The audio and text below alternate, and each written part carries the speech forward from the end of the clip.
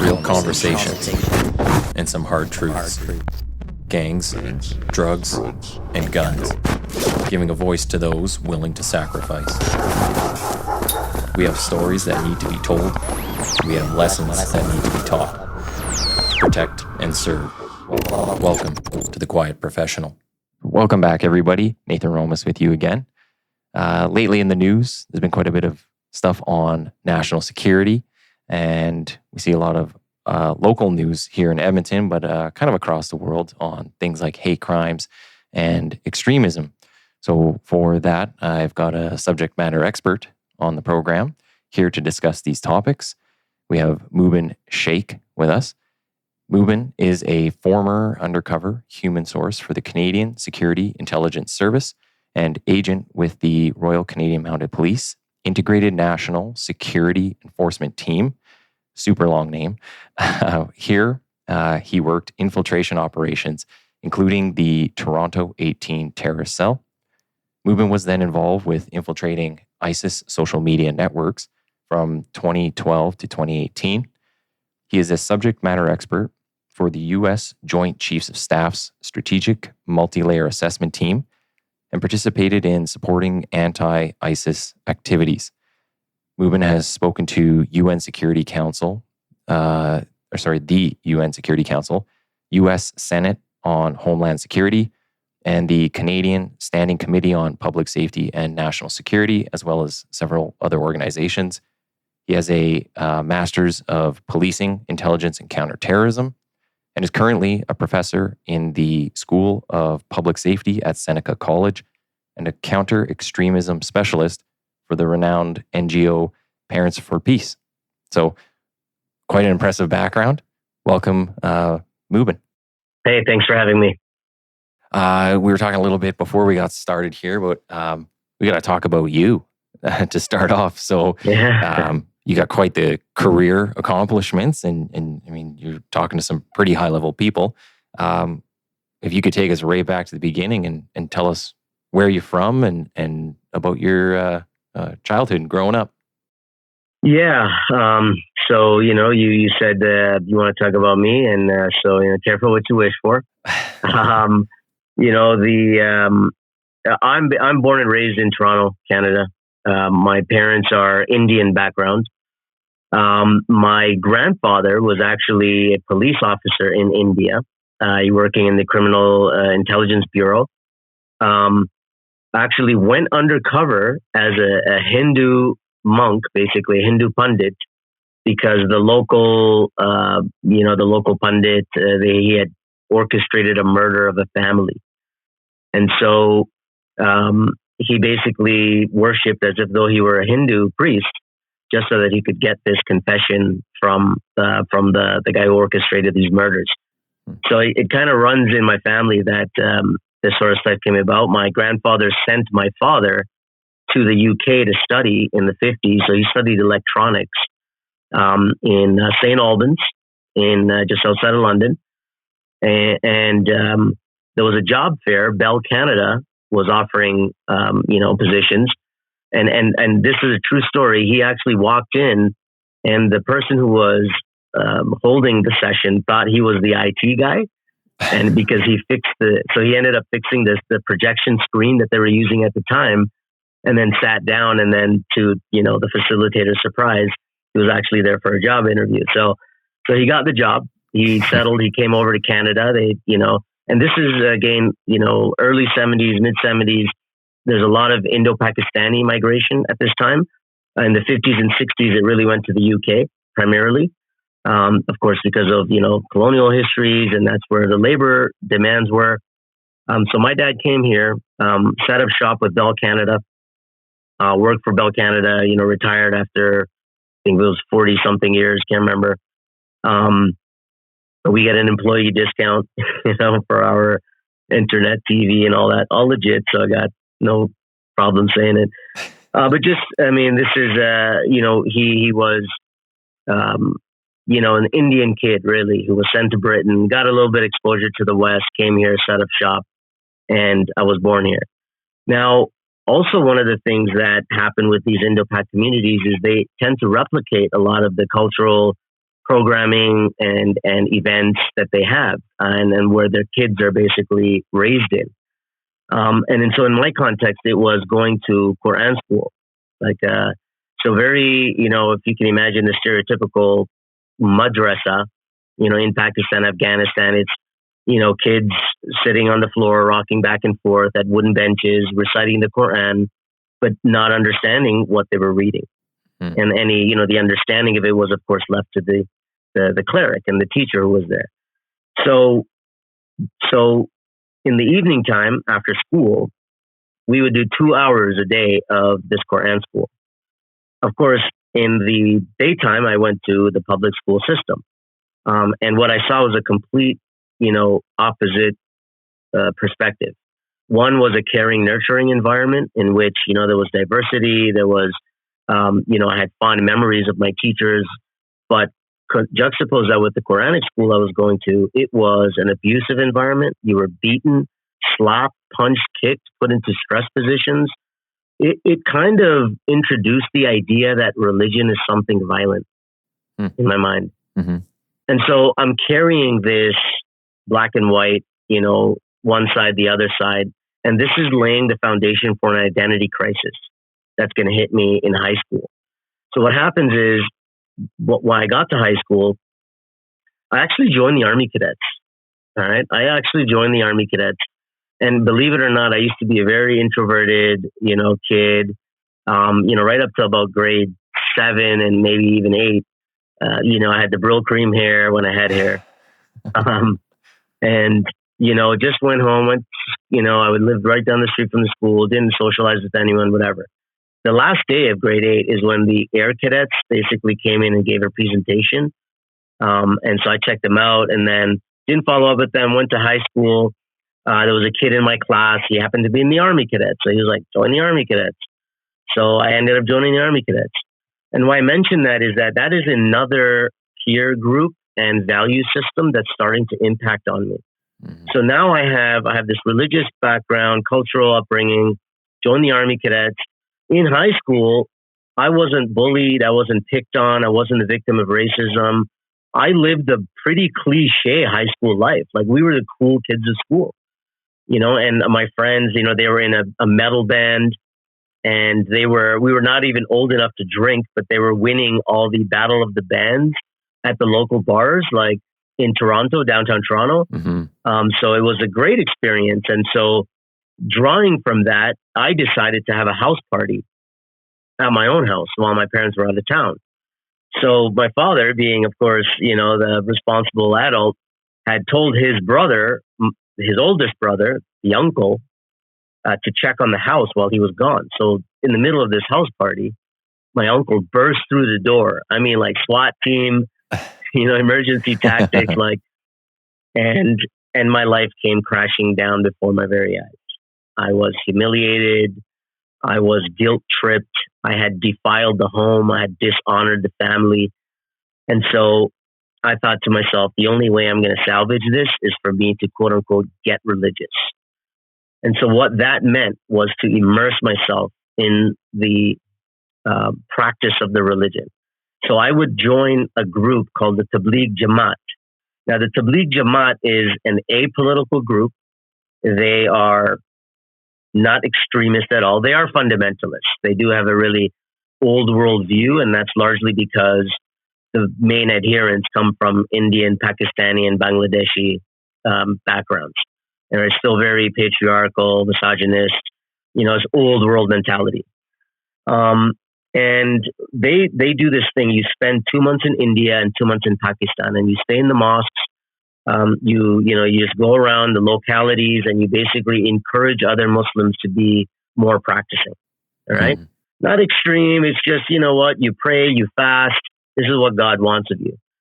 All good. Like a missionary. But it just so happened, like a missionary, but not trying to convert other people, but basically going to our own communities and trying to get them to be more practicing. Okay. So it just so happened that in Pakistan, this is now July 1995, it just so happened that they sent our group to a city called Quetta. Quetta sits on the border. It's on the border region of the federally administered tribal areas. And because the Tabligis, they don't involve themselves in politics, they're able to operate wherever these political groups are operating because they don't talk about politics like at all. It's prohibited. So nobody considers them to be a threat because they don't talk politics. So it just so happened in that area was a Taliban stronghold. Mm. And in my travel around the locality, I chanced upon a group of them and became enamored by them, right? This Muslim kid, with a little bit of exposure to the military, looking for this identity, has to be this tough identity. I found it in them. And so I became enamored by them, as I said. And when I returned back 2 months later, and I turned 20, I saw on the news that the Taliban had come to power in Afghanistan. And I took that as a validation of their worldview, that they did what they said that they were going to do. Now, it was surreal for me this past August, 2022, actually, yeah. This year is when the Taliban came back into power. It's not even 2.0. It's the same Taliban, actually. The same leaders who were imprisoned. So I then left the Tabligh Jamaat and went further down the radicalization rabbit hole. More political conflicts were happening at the time. The Russian invasion of Chechnya in 1995-96 of Grozny generated the first real, jihadi propaganda. I saw my first beheading video in 1996. It was of a Russian soldier who had been ambushed in an attack by these, neo-Salafi jihadi fighters in the Caucasus there, Dagestan and so on. And this is in 96. 96. Before, personal computing was like this massive thing. And, That's right. Videos on YouTube. Yeah. Wow. I'm in that generation that has lived across that, right? When there was no internet, there was no even personal computers. And just the things that you needed to do back then to get that information. And mind you, this stuff was being sold openly. I think I picked it up in Mecca, probably in 1996, 97. But then in 98, I got married. Now, this is kind of weird because so the high school that I went to, there was this Polish girl that I was friends with. And the year after I was done high school is when I went away to India and Pakistan and got super religious. That last year was the high school, it was the house party. And when I came back, I still had some friends who were doing their last year. So they saw me all hyper religious and they became, so this girl who was previously not interested in me became interested in me suddenly. Mm. And it turned out like she had this whole fascination with the East and was reading like books on Hindu philosophy. And so I kind of proposed to her. I said, if your ideology was different, I would propose marriage to you. And that was a weird way to do it, but believe it or not, she said, okay, and so, hey, you know what? Christmas is our wedding anniversary. It's going to be 24 years. Wow. This Christmas. So yeah, so we did something right. Yeah. So in 98, I got married to her and that calmed me down a little bit. But at the same time, what else happened in 98? A guy named Osama bin Laden came out with his fatwa against the Jews and Crusaders in the world. And so I was still engaging in that space. But it's the 9/11 attacks that made me really reconsider everything. I saw what I saw that day and just, watching all the news coverage and everything just made me realize that, wait a second, I get the fighting the enemy and, this and that, but like flying planes into buildings, like when did that become okay? So I realized I had a crisis, and I thought to myself, I don't know Arabic. I haven't studied the Quran really properly. I'm going to go and do that. I'm going to go to the Middle East. I'm going to go to Syria.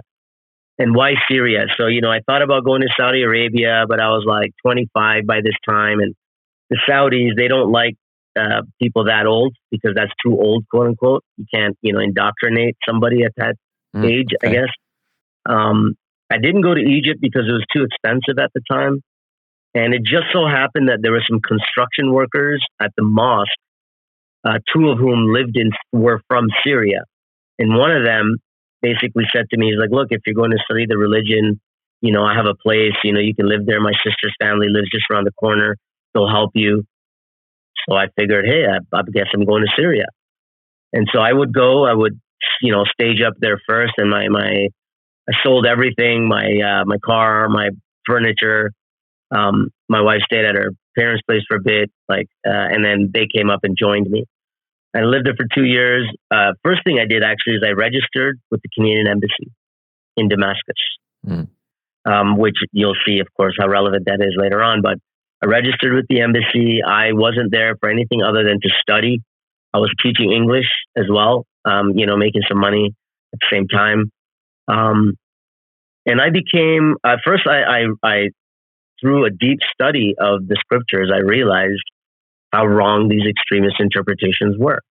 I became disillusioned because it's like I had been doing this for so many years of my life. Like, what the hell?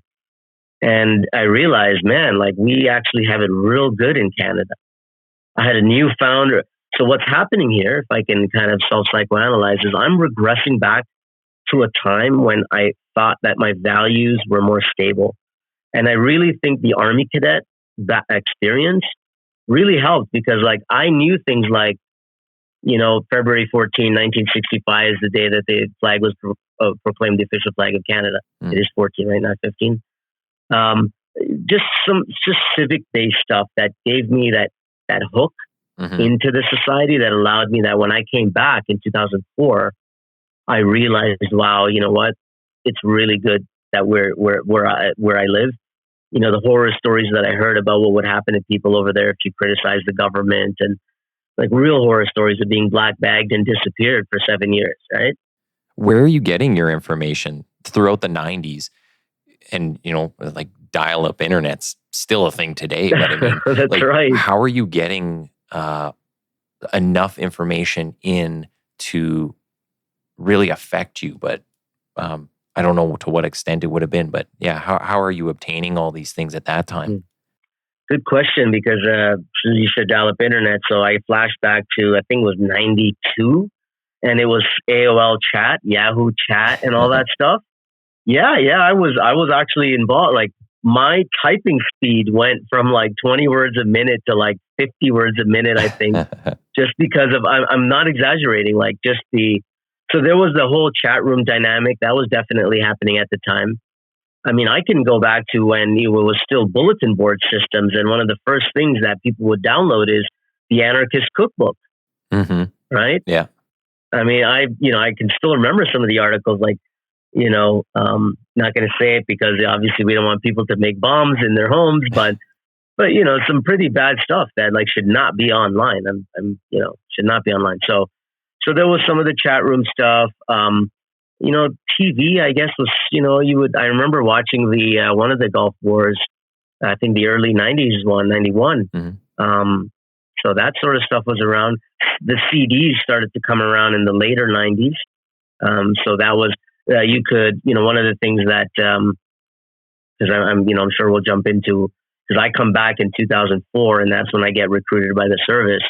And one of the things that the service does is, of course, infiltrate these password protected chat forums and these sorts of things. So then I started to see how, because I was participating in it, I wasn't going to terrorism. I was definitely militant minded, extremist minded. But I wasn't going to do anything. I didn't think about, blowing stuff up here. But I just kind of went right into what I used to do myself. Now I was monitoring these spaces. During this time too. So do you have any siblings that have any influence on you, or anybody that's kind of looking at the same, getting influenced by the same things? No, just I have a younger sister, younger brother, 2 years apart, in that order. And really, I mean, growing up in the communities is really, so where I lived in Toronto wasn't exactly, we don't have ghettos here per se, but for anybody that knows the area, at least in North York, I grew up in a place called The Village, 940 Caledonia. And then I spent 1 year middle school at Um, oh my God, Lawrence Heights Middle School. That's in the jungle, quote unquote. That was always a rough area, even in those days. So a lot of street exposure, even in my high school years, where a lot of my friends were like Italian, Portuguese. Like we had some Vietnamese and 3 black guys, 1 black girl. But it was a very diverse crowd. But even in that, like we were hanging out with like Portuguese, gangsters and people like that. So street kind of lifestyle, exposure to other cultures, obviously, because from the Muslim perspective, you get like different ethnicities, Indians, Africans, Arabs, and so on. And so you hear a lot of their stories. It's interesting because like I didn't get onto the whole Middle Eastern thing until I started hanging around with, hardcore like Salafis, and mostly Arabs. From an Indian background, like I didn't grow up in my house with like my father talking about the Kashmir conflict because his father, being the cop, refused and prohibited any political discussion in the home. So even he didn't grow up with it, and he, didn't so I didn't grow up in that. So the information I'm taking is from all different sides. I imagine from the friends you're talking about, most of them are either didn't talk about religion, or maybe they're more on the Christian side of things. Did anyone have an influence on you from that side at all? Oh, that's a good question. Yes, actually, that's a very good question, because I kind of already had a positive experience. Like I'm again from that generation. I remember in Kane Senior Public School, I read the Lord's Prayer on the PA. And it's interesting because like theologically, the Lord's Prayer is fine Islamically. I still remember it. After I got married, I went on this crazy honeymoon trip to went to the Holy Lands and did a Holy Land tour in Israel, Jerusalem, and Egypt and all that. And there's a church up there on the Mount of Olives that has the Lord's Prayer in all the written languages, assembled in mosaic tile. But even like right from, 13, I guess 12, 13, exposure to that. You have all this Christian pageantry stuff that you were doing. It was still allowed in schools. I would, of course, go as one of the wise men. Just wear the Muslim robe, take my grandma's cane, and voila, I'm one of the, the wise men from the East. But even in my friends, I had one friend whose mother was very involved in the Anglican Church. But it was weird because I used to be one of those Muslims who liked to debate Christians, and I kind of grew up with that. It was it's a very confrontational approach to other religions. And it's only when I hope I matured that I realized that we have so much in common. We need to focus on those common things, because we can debate till we're dead in the face and we'll never reconcile those debates, but common things and common values and goals, we should definitely. So at that time I was still, and what actually hit me was while I'm trying to debate these people and be all like, technical and formal with it, I saw in the life of these Christian people that they were good people, right? Their behavior was good, their conduct with other people, the way in which they were caring, and so that impacted me, a lot. I had this one Jewish friend, and it's weird. He's like, because is he really Jewish? Because his father was the Jewish man, and his mother was a Chinese lady. So technically, but I think he converted or something, and he's trying to. I think I'm more Jewish than he is. Like the guy eats pork. He's like, he's the worst. He's a convenient one when it works. Yeah. But the positive examples of my friends' families, like the parents that I interacted with, and how loving they were and how caring they were, is something that really stuck with me. So that's kind of how I would.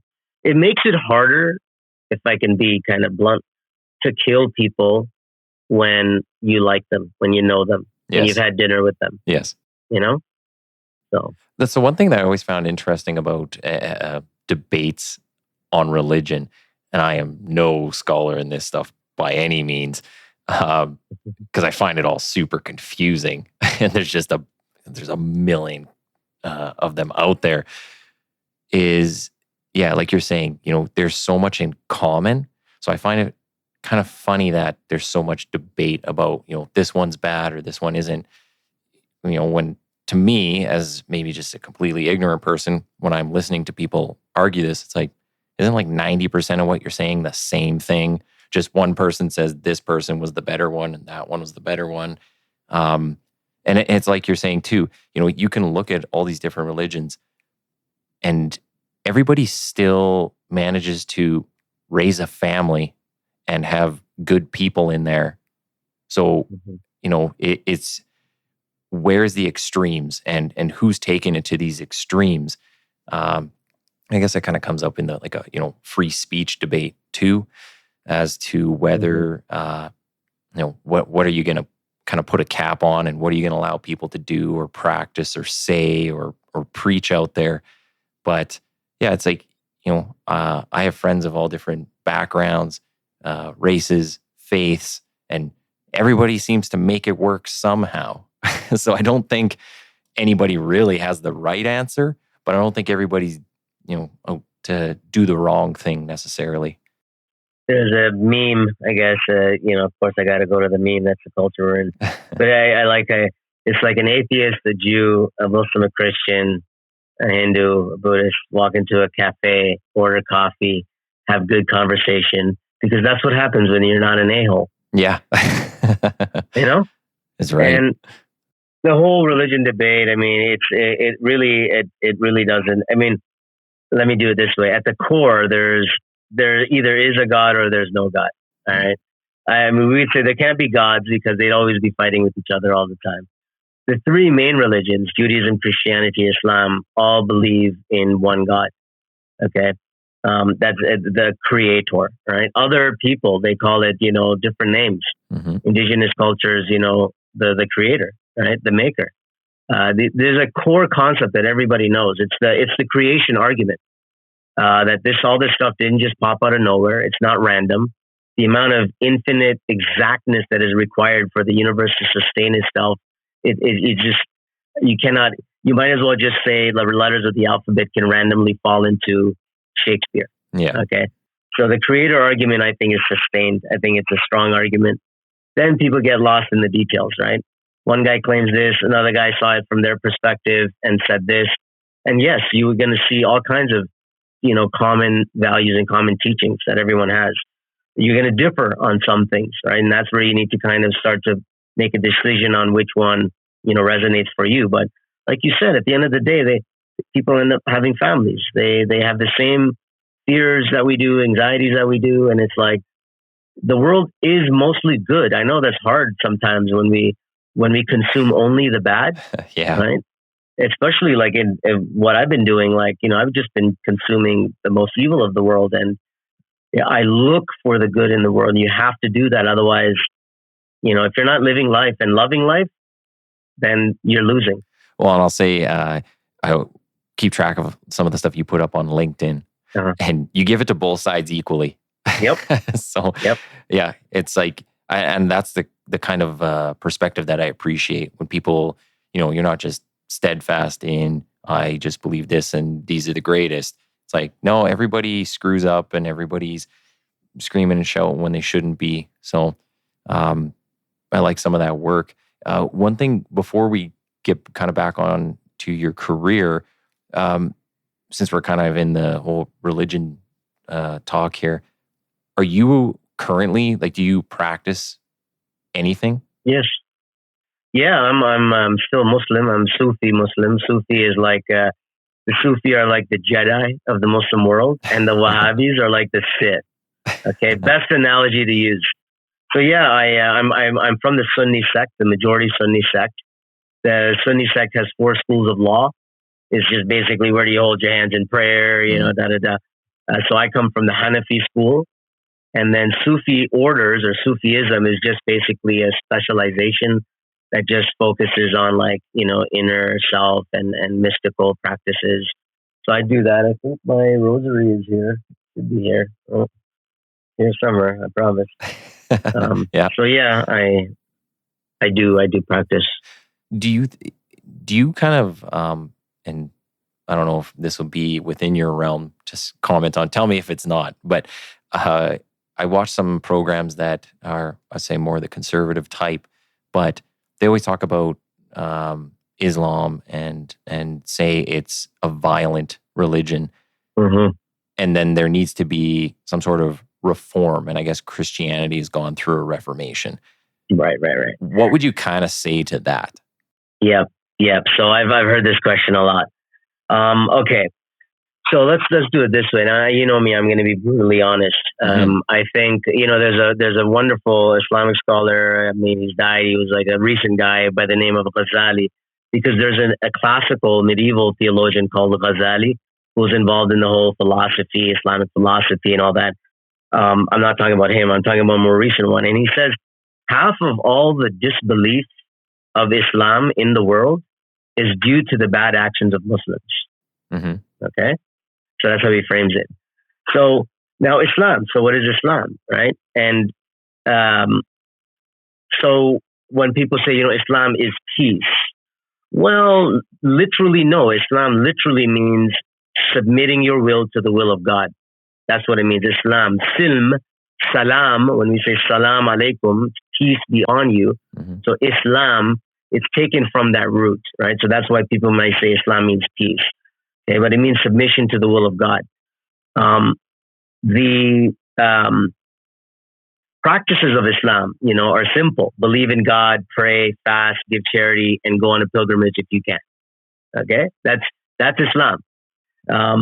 So what we see now in the world, okay, is, and I wanted to, because I do a lot of this counter-extremism, counter-terrorism training in the U.S., where I'm cognizant that a lot of people, the only thing they've learned about Islam, I learned on 9/11, quote unquote. Right? Yeah. So it's a very easy way to explain this. Extremists in the name of Islam, okay, there's a term for them called the Khawarij. The Khawarij were an ancient sect who emerged early in the Islamic period and effectively assassinated the fourth caliph, Ali. Okay. That's, where also the Sunni and the Shia schism happens. Okay. There were four caliphs, the third one got killed also by these extremists who basically, whether you could call them anti-government because the caliph was the government, but they killed him.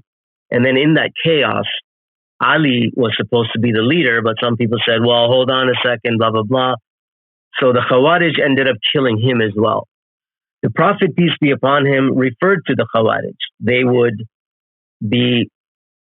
recite the Quran but it would not go beyond their throat. Okay, so they were hyper religious. Their fasting and their acts of worship were beyond what others could do. So they were hyper worshippers, zealots. And the Prophet condemned them and warned us against them.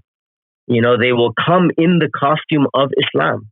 Many of them, even in the classical period, used to memorize Quran. They were, see what I'm trying to do here is I'm going to link it to modern day ISIS, basically. Yeah. So what we see as ISIS today are what Islam calls Khawarij. And the Khawarij are mentioned in the Islamic sources as evil people who disobey God and disobey the Prophet. And wherever you find them, you kill them. That's how bad they are. Prophet's orders, right? Yeah. So what we see today are these groups who have manifested. And when did they manifest? They manifested after this so-called Wahhabism, Salafism that came out in the Arabian Peninsula in the 1800s. These Salafis who have come out are not from the traditional Islamic experience.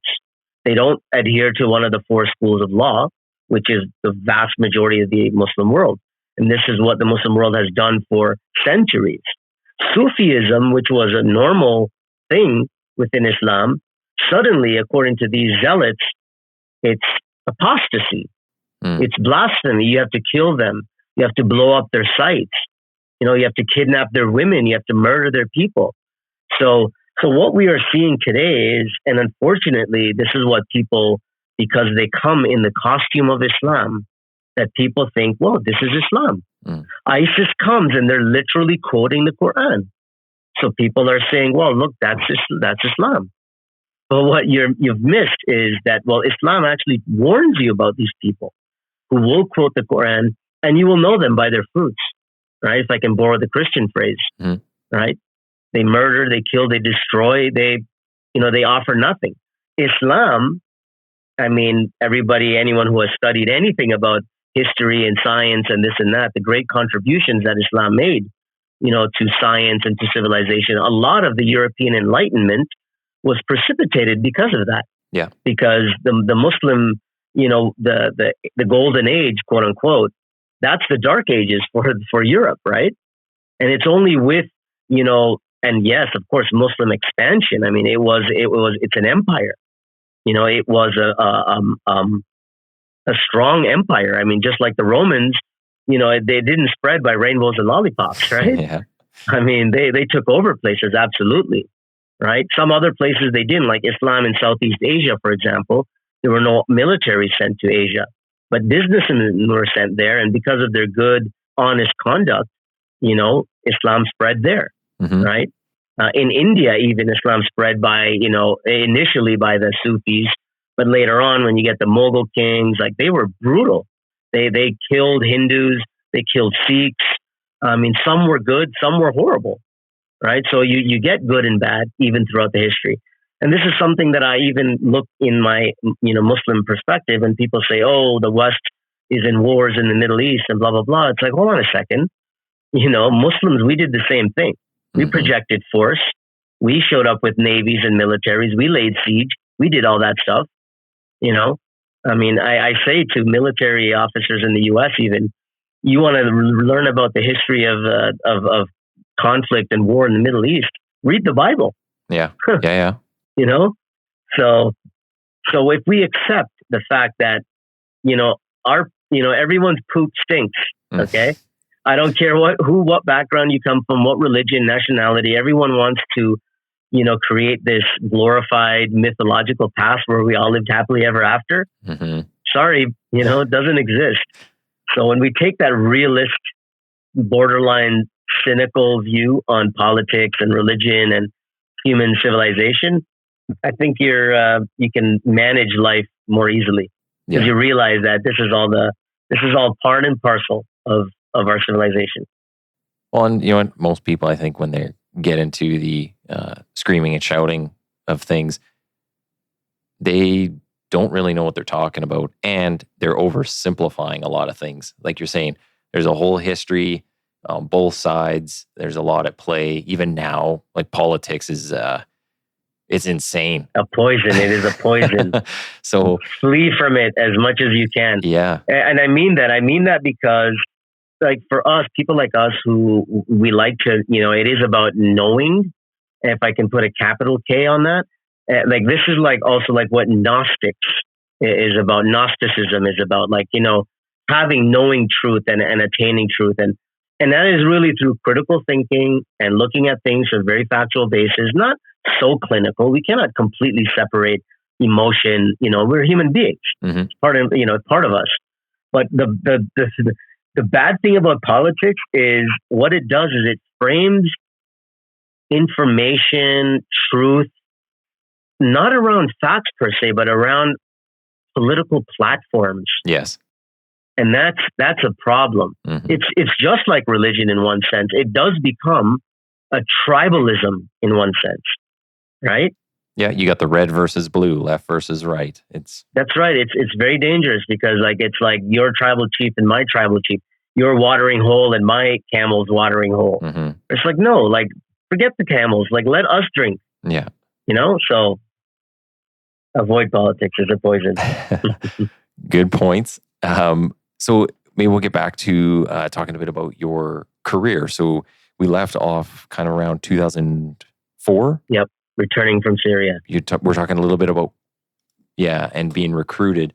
So can you talk a bit about that time and then just how you ended up getting recruited, what that kind of looked like?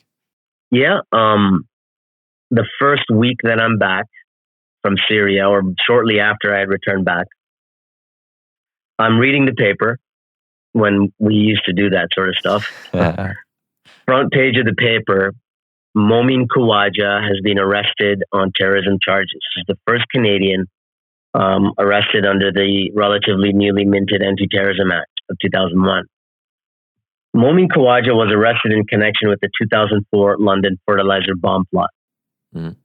Mubin sat directly to my left in the Quran school I went to as a kid that I was describing from my childhood. Wow. I used to play with him, Hot Wheels cars, WWF figures, because I'm an 80s kid. And his life had gone in a whole other direction, and my life was going in its direction. And I saw in the paper that he had been picked up. And so I actually saw a reference in the article to the Canadian Security Intelligence Service, not realizing at the time that the differences in mandates between the service and the RCMP. It was in court now, so it was a criminal prosecution. But I saw this reference and I opened up the phone book. Remember those things? People, names and addresses and numbers were put in there. You're really dating yourself. Yeah. And I saw reference to the Canadian Security Intelligence Service, Toronto region in the back phone. I picked up the phone and I called them. Now, let me pause here for a moment, because in one of the court hearings that took place, when I was recounting this, the judge actually intervened and said, well, hold on a second, who does that? Right? And I'll tell you who. Right? It's this kid who came from this house party, ends up in Pakistan, enamored by this and that, goes to Syria, has a whole new outlook on everything. And that's who calls CSIS. And so I called them up and they basically said to me, and I always make the joke and it's all in fun. I met with them in one of their ubiquitous offices, also known as Tim Hortons. Okay.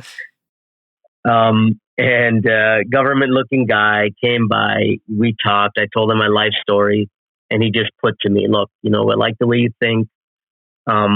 We want you to help us. We want you to tell us who you think is the good guy and the bad guy. Right. And don't lie to us. Don't exaggerate. Don't, bring in people who you have a personal vendetta against. Let us know if there's a personal connection here, blah, blah, blah. And it was so by the book and so fair that I was like, yeah, absolutely. Where do I sign up? I'm ready. And so for 2 years, what I'll say is I was under development, quote unquote. That's the term they use. But basically I was, the general technical legal way of saying it is I was supporting their mandate to protect the security of Canada. But of course, that's done in only two ways. Well, mostly two ways: human intelligence, signals intelligence. I was a human source. I am the person that, generates that intelligence, which is then classified as human intelligence and then associated different classifications depending on who's seeing it and who it's being shared with and so on.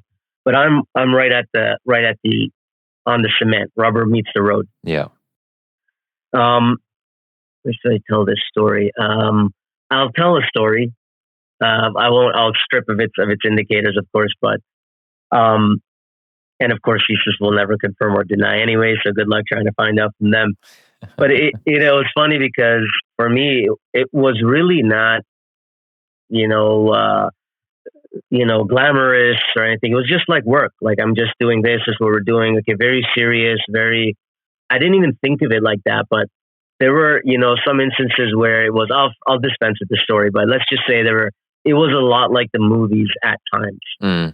And so I loved doing it. I enjoyed it immensely. I don't regret a day of it.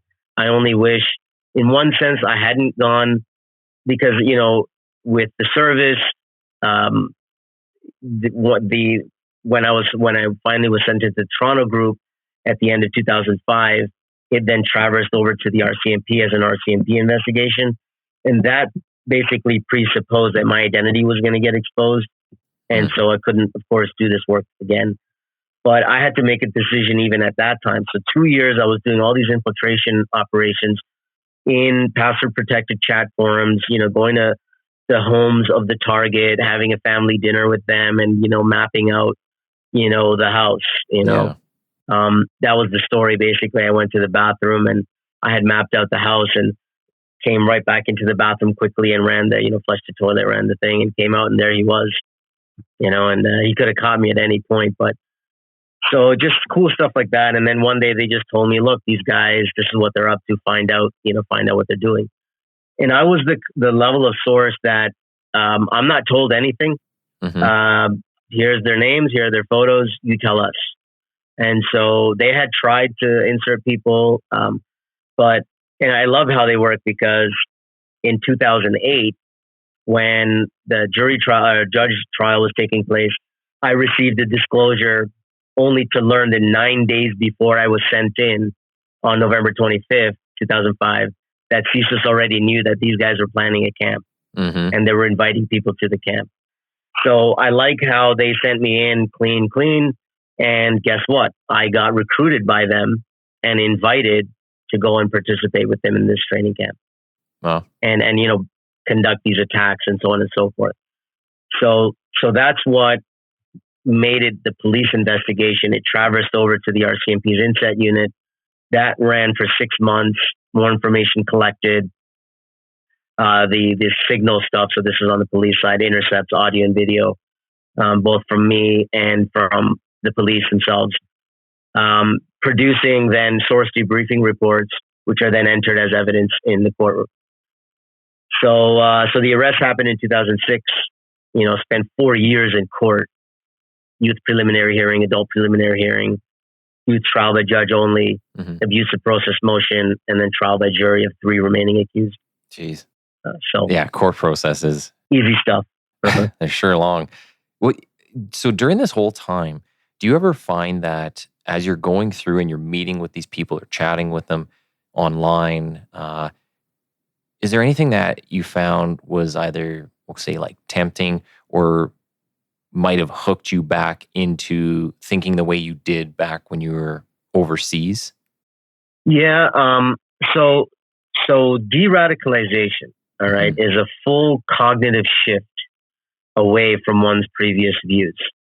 The only way you can really prove that is there will never be a point of relapse or recidivism. There cannot be. Otherwise, what was claimed to be de-radicalization at that time was not de-radicalization.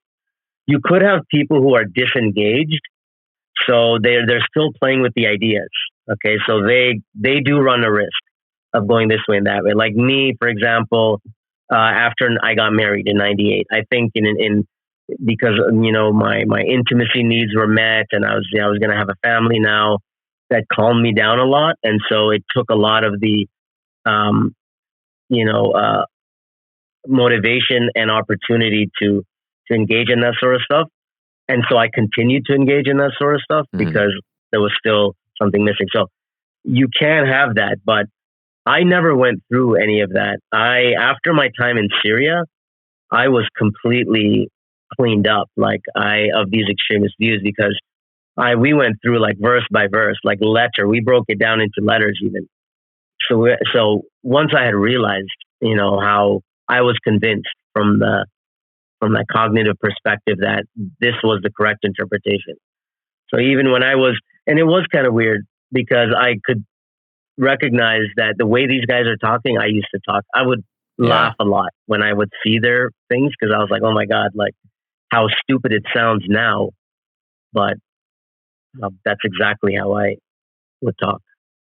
Do you think a lot of the stuff when it comes to religious radicalization, is it the same as if we talk like political, or even if you just got a specific goal, like you're an environmentalist that's on the extreme? Do they all just tend to have the same underlying way of doing things, the way they believe in things, or do you find like one of those might be more extreme than the other or harder to break from? Okay. Good question. I usually pride myself in saying I've heard all the questions, but this question I have not heard.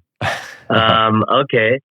Good for you. Yeah, I think so. You can break it down. You can break all extremism. You can break it down into a common thing, right? It's just really the use of violence because you can. Mm. That's what it comes down to. Simple as that. We normally we constrain ourselves. We restrain ourselves, from being violent. That's what civilization and being civilized is about.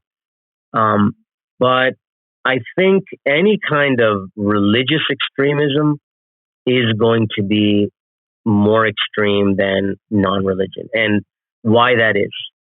Because you're dealing with not just worldly things, you're dealing with otherworldly things. So if you have a grievance that's worldly based, you seek its redress just in the world. Mm-hmm. You don't think beyond the world, right? Yeah. With religion, you are only thinking beyond the world. And so it's a very extreme, right? What it does is it totally eliminates any kind of accountability or anything in the world.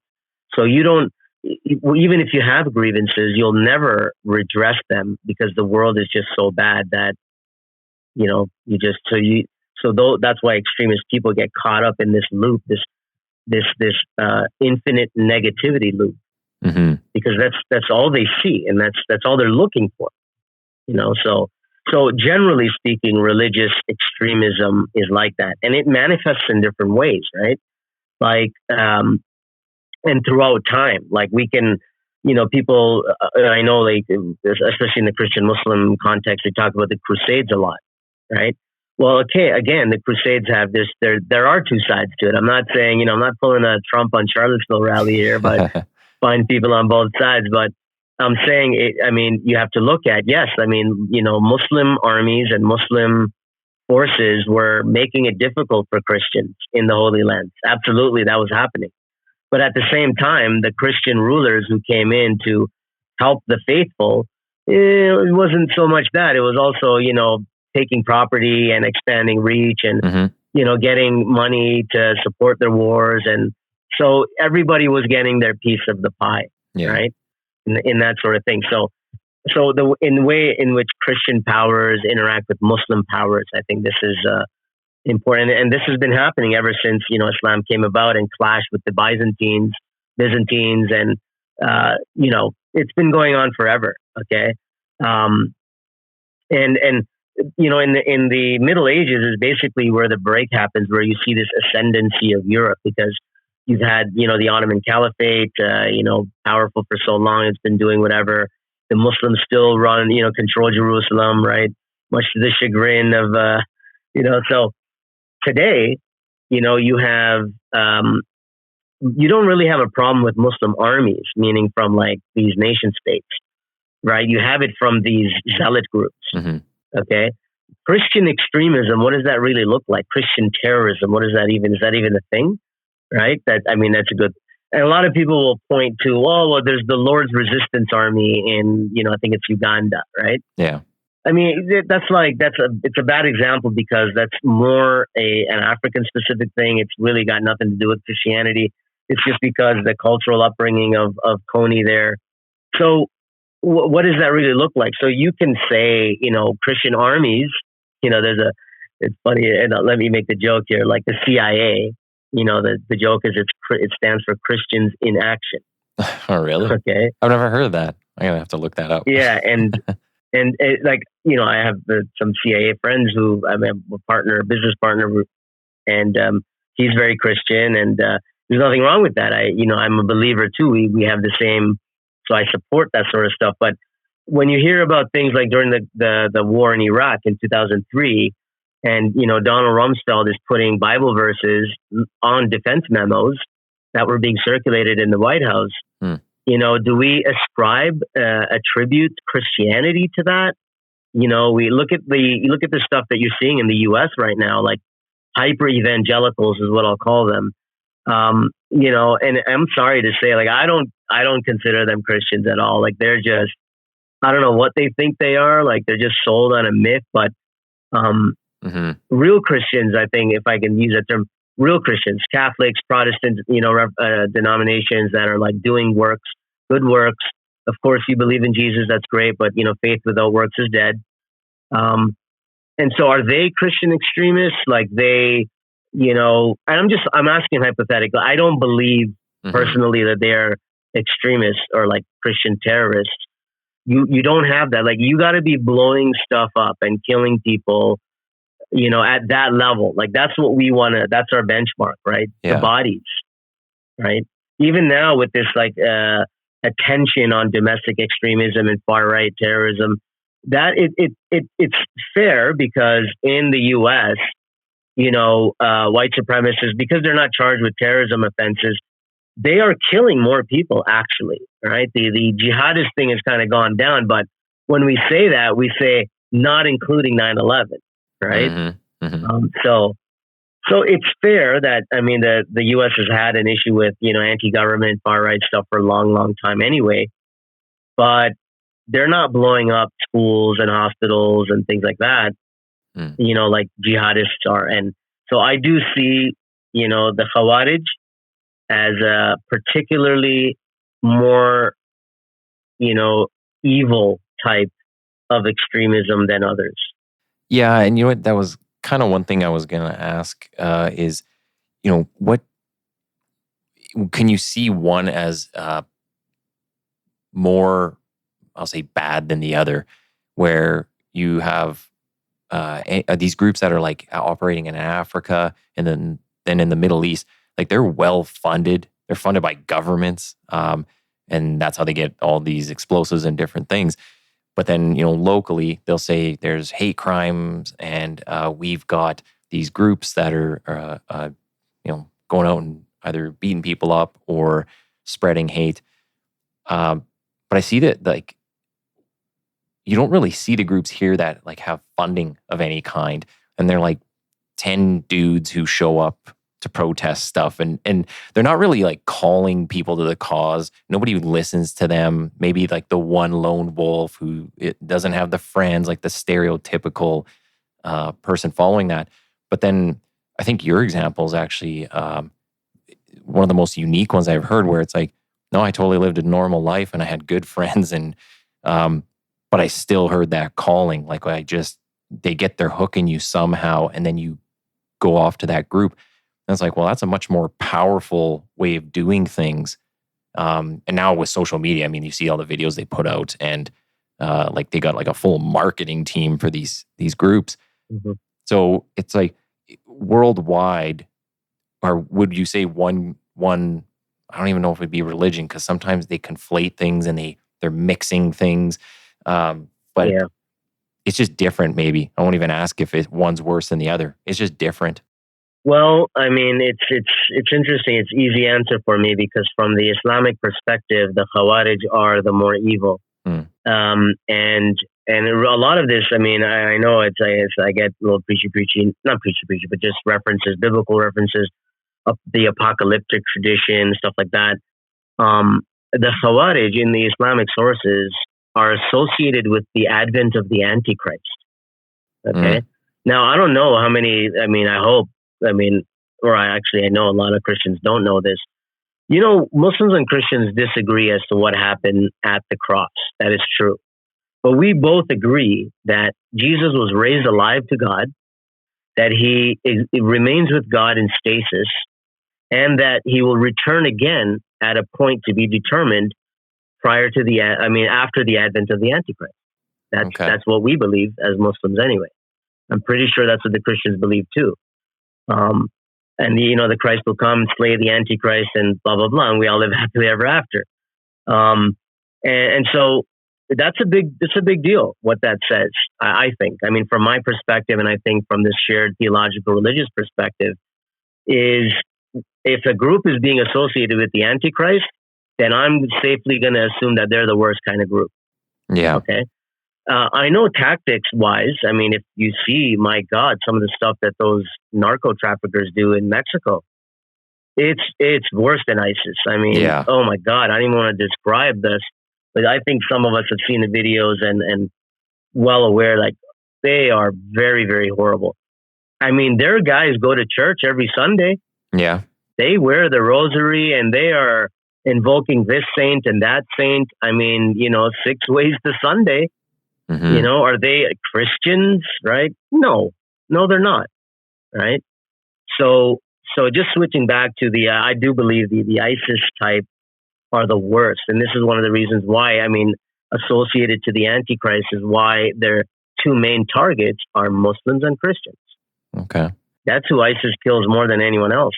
Yeah. Right. And has targeted more than anyone else. So that you can look at extremism from a neutral lens and say, yeah, look, all extremism is at its root the same thing. I mean, it's, obviously it's known to be on the extreme because most people know, inherently that it's something wrong. It's why most people don't go around murdering people, every other day, right? But murders happen. People commit murders, right? I mean, so it's going to happen. But so, generally all extremism is the same. Violent extremism is just, it's obviously because of its violence. But if you're going to pick a worst, it's going to be ISIS for sure. I mean, they might be out of the headlines now in the West, but Mm-hmm. they're on the march in Africa, and a lot of bad stuff is happening there. Yeah. The Russians are staging up there as well, and there's a whole thing with the Russians using ISIS as a proxy. Maybe you never heard of that conspiracy theory, but back in 2017, I think it was when we were tracking the so-called ISIS cyber caliphate. Look it up. It actually went back to being a Russian false flag operation, a cyber operation. Well, I was going to say, with a lot of the people I've actually been talking to on this podcast, but like offline stuff, they bring up a lot of good points, and they're more in the know than I would be. Like, they're more on a national security level, but a lot of things are connected. Yes, more than the public would know. Absolutely. That's why it's important for people who are in this kind of line of work and field is your lenses have to be clean at all times. You got to be like sifting through so much garbage, coming from the political side, this side, whatever. Like, everybody has an angle. Yeah. If we're getting up to about an hour here, so I don't want to keep you too long. One last question where I'll get you to maybe explain some stuff, and then the next question will be promoting yourself.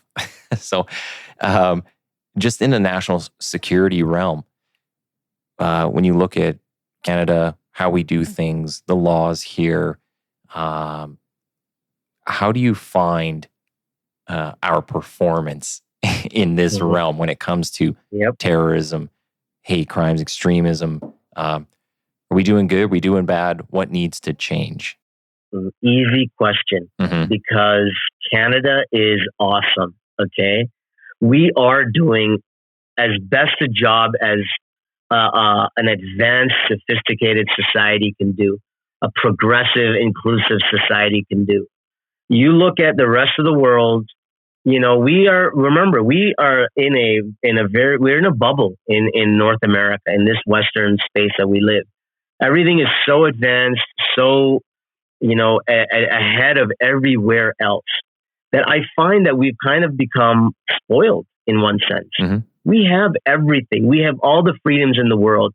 I don't care. People I think people are just making it out to be so much worse than it is. When you see the world, and especially the worst places, and other places, that are developed and sophisticated, whatever, it's not nothing like, but Canada is far better than anywhere else. So, hey, yes, there are continuing problems. We have human systems. We're going to have these flaws. There's going to be very human traits that are going to derail us.